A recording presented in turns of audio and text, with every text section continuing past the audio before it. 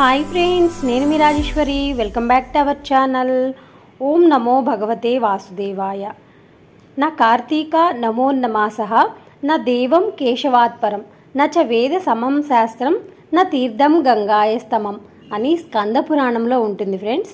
అంటే కార్తీక మాసానికి సమానమైన మాసము లేదు, శ్రీ మహావిష్ణువుకు సమానమైన దేవుడు లేడు, వేదముతో సమానమైన శాస్త్రము లేదు, గంగతో సమానమైన తీర్థము లేదు అని అర్థమండి. ఇది ఎందుకు చెప్తున్నానంటే మనకి దీపావళి తర్వాత రాబోయేది కార్తీక మాసం అండి. మరి కార్తీక మాసం అసలు ఎప్పుడు మొదలవుతుంది, ఎప్పుడు ముగుస్తుంది అనేది ఈ వీడియోలో తెలుసుకుందాం ఫ్రెండ్స్. ఈ వీడియోని ఎక్కడ స్కిప్ చేయకుండా లాస్ట్ వరకు చూసి మీకు ఈ వీడియో నచ్చితే లైక్ చేయండి, మీ బంధువులకు కానీ ఫ్రెండ్స్కి కానీ ఈ వీడియోని షేర్ చేయండి.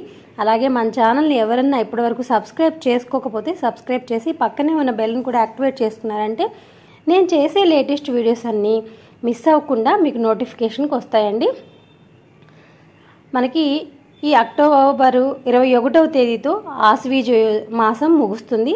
అనంతరం అక్టోబర్ 22వ తేదీ నుంచి శివారాధనకు విశిష్టమైన కార్తీక మాసం 2025లో ఎప్పుడు ప్రారంభం అవుతుందండి. కార్తీక మాసం అనేది నవంబరు 20 వరకు కార్తీక మాసం మనకి ఫ్రెండ్స్ అక్టోబరు 22తో కార్తీక మాసం, అక్టోబర్ 22 బుధవారంతో కార్తీక మాసం మొదలవుతుంది.